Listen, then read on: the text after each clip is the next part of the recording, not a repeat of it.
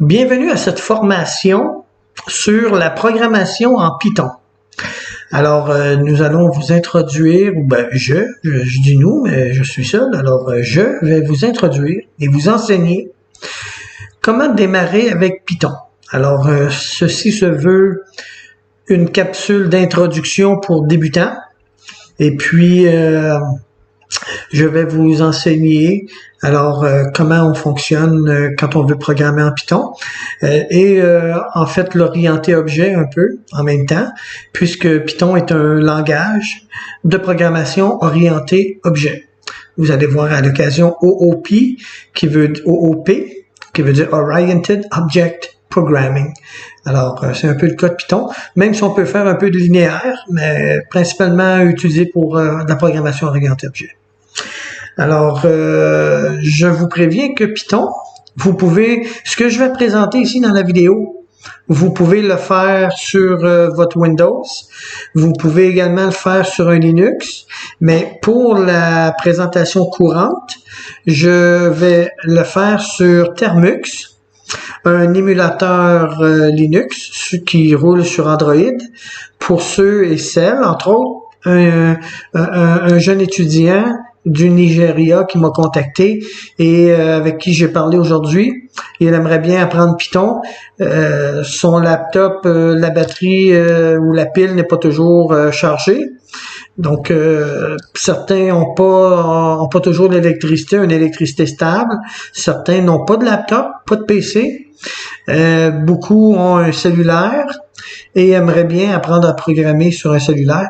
Et c'est le cas de Termux. Termux vous procure sur votre cellulaire un environnement à la ligne de commande. Et puis, vous pouvez apprendre à programmer avec votre cellulaire. Alors, mais ça n'empêche pas ceux qui ont un laptop, un PC, Linux, Windows, de suivre cette formation qui fonctionne sur toutes les plateformes. Quand on entre dans Termux, on arrive à cet écran de présentation et on nous prévient déjà dans cette présentation que pour installer un package, on peut faire pkg install le nom du package. Comme dans mon cas ici, si jamais je veux faire du Python et que Python n'existe pas, eh bien on me remémore que justement je peux faire pkg install Python. Alors je vais le faire pkg install Python. Donc, le système regarde les repositories qui sont déjà installés dans cet environnement.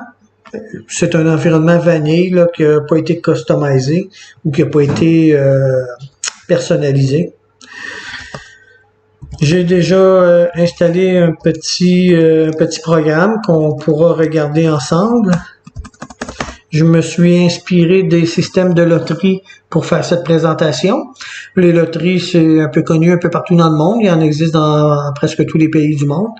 Alors, les gens sont peut-être un petit peu familiers. Même si vous n'êtes pas de grands joueurs, c'est pas important. Vous savez que des loteries existent, qu'on peut choisir des numéros. Et puis, on va se faire un petit générateur de numéros aléatoires pour que notre programme les choisisse pour nous. Donc, j'utilise VI dans mes présentations, mais vous pourriez utiliser Nano si vous êtes plus familier avec celui-là. Donc, Nano, plusieurs personnes trouvent VI un peu complexe. Je vais prendre Nano pour cette fois-ci. Donc, je vous explique un peu le code et comme ça se veut une capsule d'introduction à des personnes qui ont à peu près zéro connaissance ou des fois très très peu, je vais passer beaucoup de temps à expliquer chaque petite ligne. Mais inquiétez-vous pas, je vais éventuellement faire des capsules pour des programmeurs intermédiaires, seniors, gourous et bref tout. Où là, je rentrerai pas dans les fleurs du tapis. On s'enfargera pas dans les fleurs du tapis comme on dit au Québec. Alors, from random, je vais importer random qui contient des instructions, des fonctions, des méthodes pour la gestion des nombres aléatoires. ça ici, c'est la définition d'une classe. Et puis une classe, je l'ai appelée l'auto-ticket. Donc, je définis un objet quand je définis une classe. En fait, ce que je fais présentement, c'est de l'orienter objet. Et ça va être, je vais avoir un objet plus tard que je vais me créer un objet. Il va être de ce type-là, de type l'auto-ticket. Je mets des commentaires dans mon code. Souvent, ça aide. Les commentaires ici sont écrits en anglais, mais inquiétez-vous pas, je vais vous les traduire en français. Ici, j'explique que ce sont les variables que je vais utiliser. Je vais utiliser array number, dans lequel c'est un tableau de chiffres. Donc, quand je vais générer des nombres aléatoires, je vais les mettre dans un tableau. Et puis, c'est ce tableau-là que je vais utiliser comme variable. Valid ticket, ça va être un booléen. Un booléen, pour ceux qui sont pas familiers avec le terme, c'est une variable de type binaire qui peut être soit vrai ou soit faux. Il n'y a pas d'autres valeurs qu'on peut lui assigner. C'est vrai ou c'est faux, c'est ça un booléen. Abacus minimum. Donc, lorsque quand on joue à la loterie, généralement, ils ont des bouliers, et le boulier, il y a des numéros à l'intérieur qui sont des chiffres, des boules numérotées de 1 à 90. Alors, si jamais une loterie chez vous, on avait plutôt 49. Désolé, je suis habitué avec VI. Donc, si une loterie chez vous, on avait plutôt 49, on générait des nombres aléatoires de 1 à 49. Ici, je vais prendre 1 à 90.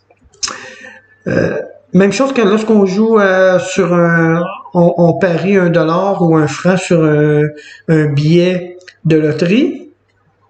On choisit généralement un nombre de chiffres. Certaines loteries nous permettent de choisir 2 chiffres, parfois 3, parfois 4, parfois 5. Alors, j'écris tout simplement, je me définis une variable qui va dire le minimum que je peux jouer, c'est 2 et le maximum, c'est 5 chiffres. Et les chiffres en question, ce sont des chiffres de 1 à 90. Dans l'orienté objet, quand on crée un objet, il y a généralement ce qu'on appelle un constructeur. Le constructeur, c'est une fonction, une méthode, une routine qui va être initiée au moment où on crée l'objet. Donc, à chaque fois qu'on crée l'objet, il s'exécute du code dans l'ordinateur et c'est le constructeur. En Python, le constructeur s'appelle toujours souligné, souligné, init, souligné, souligné. Alors, tout le code que vous mettez là-dedans, au moment où on va créer un objet, ça s'exécute automatique, on n'a pas besoin de l'appeler, ça se fait automatiquement. On crée l'objet, puis la fonction ou la méthode init est appelée. Alors ici, dans mon code, lors de la création d'un objet, je vais dire que je vais m'assurer que mon tableau à une dimension, mon array, est vide. La façon de vider un array, c'est de mettre le nom de la variable égale 2 crochets comme ça. À chaque fois Python, lorsque Python appelle une méthode, il lui passe self comme argument. Et puis, j'ai l'opportunité de passer d'autres arguments. 1, 2, 3, 0 même, on n'est pas obligé d'en mettre un. Mais je peux en mettre 1, 2, 3, 4, 5. Ici, j'ai choisi de mettre le nombre de chiffres que je vais vouloir miser sur mon billet de loterie. Donc, je vais passer un chiffre de 0 à 5, généralement. Lorsque je crée mon objet, je vais créer un objet en disant, c'est un billet de loterie dans lequel je mise sur 2 chiffres. Ou c'est un billet de loterie sur lequel je vais miser 3 chiffres, jusqu'à 5. Alors, quand je veux faire référence à une variable globale, je vais utiliser self. Self représente l'objet courant. Donc, myself, moi-même. Donc, moi-même.ArrayNumber, moi-même étant l'objet courant, .ArrayNumber égale Je sais qu'ici, je l'avais déjà déclaré comme ça, mais dans l'init, je m'assure aussi qu'il va être bien initialisé. Je vérifie si le paramètre que j'ai reçu au moment de la création de l'objet est plus grand ou égal à 2. On se souvient que minPlay égale 2. Et que il est plus petit ou égal à 5. On se souvient que maxPlay égale 5. Alors, je fais juste m'assurer que le chiffre que j'ai passé en paramètre est compris inclusivement entre 2 et 5, soit 2, 3, 4 ou 5. Si c'est le cas, je vais dire que ce biais de loterie, il est valide, et puis je vais choisir des chiffres. Donc, je vais générer des nombres aléatoires, et le nombre de nombres aléatoires que je vais choisir, ben, c'est le chiffre que j'aurai reçu en paramètre. Donc, soit 2, soit 3, soit 4 ou soit 5. Si jamais, par contre, le chiffre que j'ai reçu en paramètre n'est pas à l'intérieur de ce range, 2 à 5, je vais plutôt dire que ce n'est pas un biais valide. Alors, si je choisis, je passe en paramètre 0, parce que je veux miser sur 0 chiffre, ben je n'aurai pas un biais un ticket de loterie valide. Et si je dis que j'en veux 72, ben ce sera pas un biais de loterie valide non plus. C'est soit 2, 3, 4 ou 5. Donc, c'est mon constructeur qui va être exécuté quand je vais créer l'objet. Mon constructeur appelle une routine ici, ou une méthode qui s'appelle GenerateRNDNum, en français, générer nombre aléatoire. J'ai défini cette routine ici. Elle va recevoir l'objet lui-même et le nombre de numéros que j'ai choisi dans ma mise. Encore une fois, j'initialise mon tableau parce qu'ici, je ne suis pas dans une programmation linéaire. Pour ceux qui sont habitués avec les programmations linéaires, le code s'exécute une ligne après l'autre, alors que dans l'orienté objet, le code va plutôt avoir tendance à s'exécuter au moment où on appelle l'objet avec la méthode. Et si on a créé l'objet et que lors de l'initialisation, l'objet a été vidé, ben ça ne veut pas dire que l'utilisateur n'a pas fait quelque chose avant d'appeler GenerateNum. Je sais qu'ici, je l'appelle moi-même, mais il n'est pas interdit de l'appeler directement et de faire autre chose et de le rappeler pour une autre raison. Alors, à chaque fois que je veux générer des nombres aléatoires, je vais d'abord débuter avec un tableau qui est vide. Je m'assure que mon tableau est complètement vide avant de débuter la génération des nombres aléatoires. Ensuite, j'exécute seed. Donc, seed, ça a pour but d'initialiser le compteur de nombres aléatoires et je l'initialise avec la valeur 1. Ici, il faut comprendre qu'un ordinateur, ce n'est pas capable de choisir un chiffre au hasard. Un ordinateur, c'est programmé, c'est logique, c'est structuré, c'est mathématique, ça effectue des calculs, mais lorsqu'on lui demande un chiffre au hasard, le hasard, il ne le connaît pas. Mais je vais y revenir à ça ici tantôt. Je vais y revenir. Et puis, vous allez comprendre ce que je veux dire. Donc, j'initialise mon générateur de nombres aléatoires. Et ensuite, j'effectue une boucle qui va générer des chiffres. Et la boucle, j'aimerais aussi vous expliquer en passant que en Python, on doit indenter le texte avec des espaces ou avec des tabulations. La touche Tab sur votre clavier. Et puis, c'est important que si vous choisissez d'indenter avec des espaces, ben de toujours indenter avec des espaces. Si vous choisissez d'indenter avec des tabulations, la touche Tab, de toujours indenter votre code avec des tabulations. Ne jamais faire un mix des deux, parce que vous allez vous retrouver à un moment donné dans des erreurs dans lesquelles le compilateur ou l'interpréteur qui précompile le code Python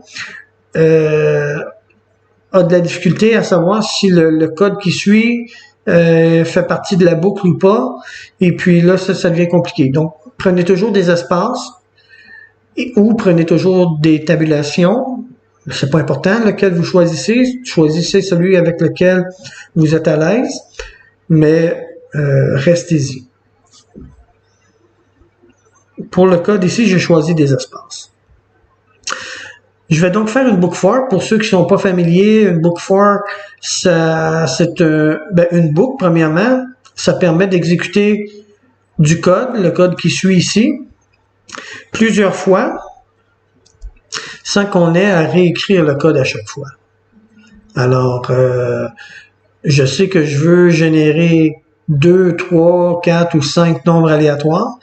Alors, j'ai passé à ma fonction ou à ma méthode le nombre NB, qui est le nombre de chiffres aléatoires que j'aimerais avoir. Alors, mon compteur va effectuer cette boucle-là ici, à l'intérieur d'un range de 1 jusqu'à ce nombre-là. Donc, le premier coup, random number, nombre aléatoire égale un nombre aléatoire entier, parce que oui, je dis entre 2 et 5, mais 3,7, ce n'est pas permis. Et on peut pas miser non plus 8,52. Il faut que ce soit un nombre entier. C'est soit 2, soit 3, soit 4, soit 5. Alors, ce que je veux, c'est un nombre aléatoire entier, compris entre mon abacus minimum qui est 1 et l'abacus maximum qui était 90. Si vous vous souvenez plus haut, je l'avais mis à 1 et 90. Donc, il va nous trouver un nombre aléatoire entre 1 et 90. Il va le mettre dans RND number, qui est mon chiffre aléatoire. Et ensuite, je vais ajouter, append, le nombre aléatoire, je l'ajoute dans mon tableau. Alors, au début, mon tableau était vide. Alors, je vais générer un nombre aléatoire, puis je vais l'ajouter au tableau. Supposons que le nombre aléatoire, c'est 53. Il va l'ajouter. La boucle va continuer parce que je lui ai dit 3. Alors, après 1, c'est 2. Il va l'ajouter. Un nouveau nombre aléatoire au tableau. Et après ça, c'est 3, finalement, son maximum. Et puis là, il va générer un troisième chiffre aléatoire, puis il va l'ajouter au tableau. Donc, comme ça, j'aurai dans mon tableau 3 chiffres aléatoires. Et puis, ils vont s'ajouter à mon tableau. Donc, c'est beau d'ajouter tout ça dans le tableau, mais effectivement, ça me prendrait éventuellement une méthode qui me permet d'afficher à l'utilisateur quels ont été les numéros qui ont été choisis par l'ordinateur. Alors, c'est pour ça que j'ai créé Show Number pour afficher les chiffres. La première chose que je fais, je regarde si le biais auquel on fait référence est valide. Alors, si c'est un biais valide, je vais afficher vos numéros. Les numéros que vous allez jouer sont les suivants. Donc, mon compteur est dans le range. Et là, je regarde combien j'ai mis d'éléments dans mon tableau. Est-ce que j'en ai mis 2? Est-ce que j'en ai mis 3? Est-ce que j'en ai mis 4 ou 5? Ça va dépendre à chaque fois qu'on appelle l'objet, où chaque objet va avoir des propriétés différentes. Donc, peut-être qu'un objet, il y aura seulement 2 numéros, alors qu'un autre objet aura 5 numéros. Alors, si l'objet a 2 numéros, il va faire ça 2 fois ici. Il va afficher les numéros. Le numéro à l'espace mémoire 0 et le numéro à l'espace mémoire 1 de l'objet. 1 et 2 plutôt.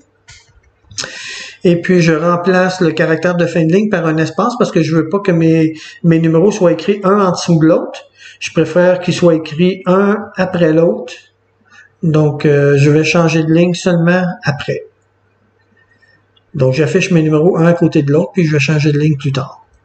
Mais si jamais ce n'est pas un biais valide parce que la personne qui a créé l'objet n'a pas choisi un chiffre entre 2 et 5, alors à ce moment-là, on sait que le biais ne sera pas valide. On va tout simplement écrire à l'utilisateur votre biais est invalide. Donc, ce biais-là n'est pas valide. Alors voilà, c'est la fin de cet objet-là, cette définition de l'objet. Je vais juste le récapituler vite. On importe les routines, fonctions, librairies en lien avec les nombres aléatoires. On définit une classe d'objet, la classe pour notre objet. j'initialise des variables que je vais utiliser pour cet objet-là, je vais avoir besoin d'un tableau à une dimension. Je vais avoir besoin de me remémorer si le billet était valide ou pas. Je dois savoir les chiffres dans le boulier. Ce sont des chiffres de 1 à combien? Donc ici, c'est de 1 à 90. Et quand je mise un billet de loterie, j'ai le droit de choisir combien de numéros? 2, 3, 4 ou 5. Alors, ce sont les chiffres, les paramètres que j'ai besoin. Définition, pas définition, mais je veux dire mon constructeur. Donc, je définis un constructeur. Chaque fois qu'on crée l'objet, le constructeur est exécuté. On vide le tableau, juste pour s'assurer que tout est beau au départ de l'objet. On regarde si c'est un chiffre entre 2 et 5. Si oui, ça va être un billet valide et on va générer le nombre de chiffres aléatoires. Sinon, on va dire que c'est un billet non valide. Et la façon de générer des nombres aléatoires, c'est d'initialiser le tableau pour s'assurer qu'il est vide, d'initialiser le générateur de nombres aléatoires avec un seed, et ensuite, on va faire une boucle autant de fois qu'on a besoin de générer de nombres aléatoires. Donc, soit 2, soit 3, 4 ou 5. Et on génère des nombres aléatoires. Quand on a généré un nombre aléatoire, on l'ajoute à notre tableau en mémoire pour se souvenir de ce nombre-là. Et si jamais on appelle une méthode qui s'appelle show numbers ou afficher les numéros, eh bien, il y a deux possibilités, soit que le billet valide ou pas. Dans le cas où le billet valide, on va afficher votre billet va jouer les numéros suivants. Et là, on affiche les numéros un à la suite de l'autre. Par contre, si le billet n'est pas valide, on va juste informer l'utilisateur que ce billet-là n'est pas valide. Donc, voilà pour cette classe d'objets. J'en ai un autre ici qui s'appelle main. Donc, j'ai défini une classe tantôt que j'ai appelée clloto.py. PY pour Python. Je crée maintenant mon programme principal. Et c'est toujours le programme principal que je vais lancer. Et c'est lui qui va créer les objets, puis jouer avec les objets en appelant les différentes méthodes ou en modifiant les différentes propriétés de mon objet. Donc, vous voyez que quand un objet est assez bien défini, le code est plus simple à lire et à utiliser. Et c'est vers ça que j'aimerais que vous alliez. Aller vers du code simple à utiliser, simple à lire pour quelqu'un si jamais quelqu'un devait lire votre code parce que vous travaillez dans une compagnie, vous êtes en vacances et durant vos vacances, un collègue de travail doit regarder votre code et essayer de le comprendre, c'est beaucoup plus simple à ce moment-là.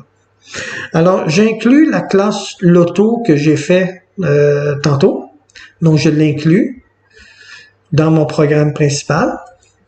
Je dis que my ticket, donc mon billet, mon billet de loterie, égale l'auto-ticket. Donc, c'est comme ça qu'on crée un objet.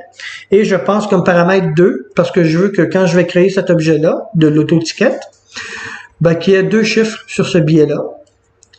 Et puis ensuite, je vais simplement afficher. Donc, j'appelle la fameuse méthode pour afficher les numéros un à la suite de l'autre. Et puis voilà, mon programme principal n'est pas plus compliqué que ça. Il utilise l'objet proprement. Alors, voyons voir comment ça s'exécute tout ça. La façon de le lancer, on écrit Python, main.py, et on fait Enter. Alors, voici, ça me dit, votre billet joue les numéros suivants, 18 et 73. Mais je le relance encore. Et puis, il me dit encore 18 et 60. Mais les numéros que je vais jouer, c'est 18 et 73, les 2 chiffres. Donc, comme vous voyez, à chaque fois que je l'exécute, il me choisit toujours les mêmes chiffres aléatoires. Donc, entre nous, ça semble pas très aléatoire. Et c'est là que je disais tantôt que j'allais vous revenir là-dessus. L'ordinateur est pas capable de choisir des chiffres aléatoires. Il a des mathématiques en tête, du binaire. Il n'a pas de raisonnement comme un humain. Alors, il il exécute tout simplement, il part d'un seed 1 et il fait des calculs pour trouver le prochain chiffre. Je vais éditer ma classe, puis je vais modifier le seed 1, je vais mettre 5. Je vais réexécuter Python. Vous voyez, maintenant, il m'a choisi des nouveaux chiffres, 80, 33. Si je l'exécute à nouveau, il me choisit encore 80 et 33. Et il me choisit encore 80 et 33. Donc, vous voyez que le aléatoire, il n'est pas aussi aléatoire qu'on le voudrait. La chose la plus aléatoire que vous avez à votre disposition comme programmeur, c'est l'être humain qui est derrière le clavier. Donc, votre utilisateur. Utilisez-le, votre utilisateur. Un utilisateur ne pourra pas, si j'écris la commande date, si j'avais les millièmes de seconde qui étaient affichés, c'est impossible pour moi de lancer ce programme-là exactement en même temps tous les jours. Supposons que je le ferais une fois par jour, ce serait impossible pour moi de le lancer exactement à la même date, même heure, même minute, même seconde, même 10 millionième de seconde. C'est impossible. Donc, l'humain, lui, est une personne dans son comportement, est une personne aléatoire, et ce serait le meilleur atout que vous auriez pour générer un nombre qui est beaucoup plus aléatoire. Et comment on fait ça en Python? La façon d'utiliser notre utilisateur comme générateur de nombres aléatoires. La façon de le faire, c'est d'inclure ici, au début de ce programme-là, de la classe d'objet. On va juste aller chercher ça.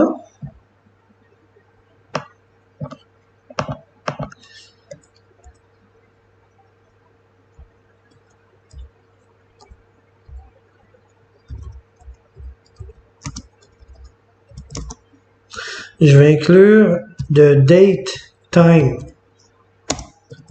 import date time. Je ne vais pas tout inclure, là, j'ai pas besoin de tout. J'ai juste besoin de la date et de l'heure parce que je sais que c'est un humain qui va l'exécuter et que cet humain-là est un être aléatoire et je vais me servir de l'heure à laquelle il lance le programme. Et puis pas juste l'heure, mais les minutes, les secondes et les fractions de secondes. Surtout les 10 millionièmes de seconde ou 10 millièmes de seconde. C'est ce que je vais utiliser pour mon seed de démarrage. Alors, je vais utiliser datetime, donc l'objet que je viens d'importer, .now, pour dire l'heure actuelle, incluant les fractions de seconde du moment présent. C'est ce que je vais utiliser comme seed. Alors maintenant, si j'exécute mon programme, je vois que mon programme a choisi 63 et 64. Il a maintenant choisi 20 et 28, 59, 25, donc etc. Donc maintenant, j'ai un vrai générateur de nombres aléatoires. Et puis si je me définis plusieurs objets, on va dire que j'ai un billet de loterie, 2, 3, 4, 5, 6. Et si je veux des chiffres de 2, un billet sur lequel je vais miser sur 2 chiffres, 3 chiffres, 4 chiffres, 5 chiffres, 9 chiffres et 12 chiffres. Et puis pour chacun, je vais afficher le rapport ou je vais afficher les chiffres que mon générateur aura choisi pour cette mise-là. Donc maintenant, je mise sur 6 billets de loterie et des nombres de chiffres différents. Donc je vois ici que le générateur a choisi 47 et 18, 20, 56 et 85, 5, 9, 9 et 7, 32, 42, 63, 28 et 80. Et mes deux derniers billets sont non valides puisque c'est un minimum de 2 chiffres que je dois miser et un maximum de 5 chiffres. Donc, les deux derniers n'étaient pas valides. Je voulais tester mon programme pour m'assurer qu'il fonctionnait. Et voilà pour une introduction à Python. Donc, vous avez vu comment on génère des nombres aléatoires, comment on installe Python sur Termux. Vous avez vu un constructeur, une définition d'un objet, comment on inclut un objet dans le programme principal. Il y a plusieurs trucs ici que vous pouvez, comme programmeur débutant, déjà vous intéresser puis commencer à programmer en Python. Et j'espère que c'est enrichissant pour vous, cette formation, et que vous en profiterez grandement.